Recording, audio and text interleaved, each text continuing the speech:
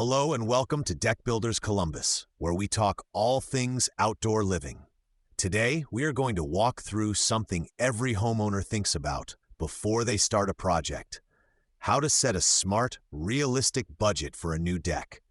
If you are not sure what actually drives the cost of a deck, or you have seen prices all over the place, this episode will help you understand where the money really goes and how to make it work for you. Let's start by breaking the project into a few big buckets. The main categories are the structure underneath, the decking material on top, the railings and stairs, and then the extra features like lighting, pergolas, or an outdoor kitchen. When you look at your project this way, it is easier to see what is essential and what is optional. The structure and safety pieces are the backbone.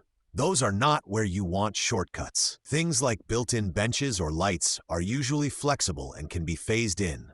The structure includes your posts, footings, beams, and joists. This is what actually holds everything up.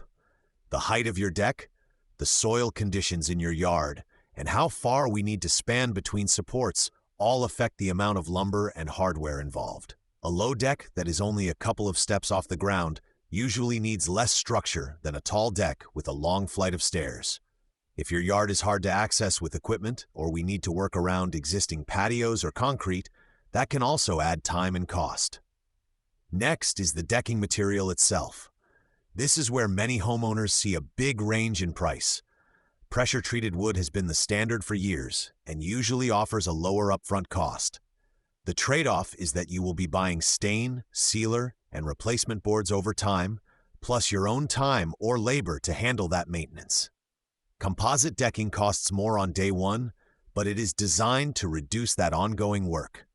Composite options from brands like Trex, for example, are built to resist rot, warping, and insect damage, so you are not out there sanding and staining every couple of years. Over the life of the deck, that difference can really add up. Railings and stairs are another major cost driver that people sometimes underestimate. Anytime a deck is high enough off the ground, code will require railings, and those railings need to be strong.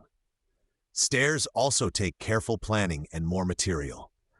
A simple ground-level platform with no railings will almost always be less expensive than a tall deck with long stairs and a full railing system around it. When you look at a design that has a lot of changes in height or multiple levels, remember that every level needs its own railings and transitions, and that all shows up in the budget. Now let's talk about where it makes sense to invest.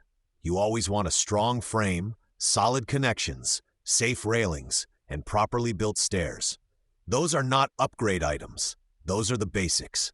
They protect your family and protect the money you are putting into the project. Where you can be more flexible is on some of the extra features.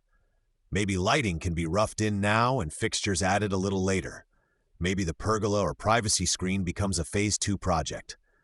Thinking in phases lets you get a safe, usable deck built and then layer on features as budget allows. It also helps to go into a conversation with a builder knowing what is a must-have and what is a nice-to-have.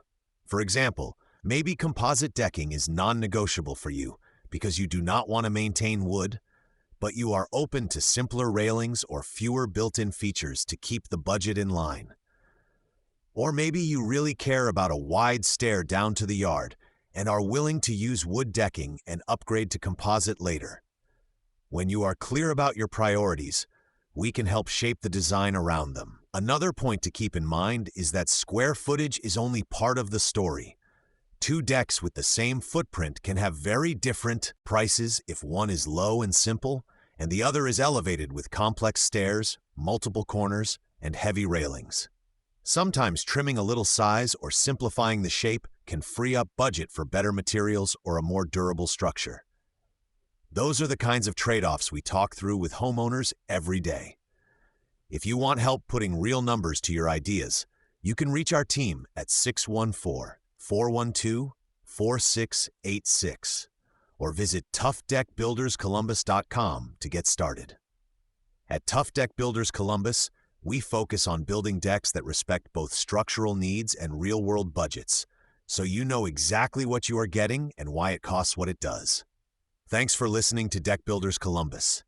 If this episode helped you think more clearly about budgeting for your deck, Share it with a neighbor who is also planning a project, and join us next time as we walk through more ways to build strong, long-lasting outdoor spaces.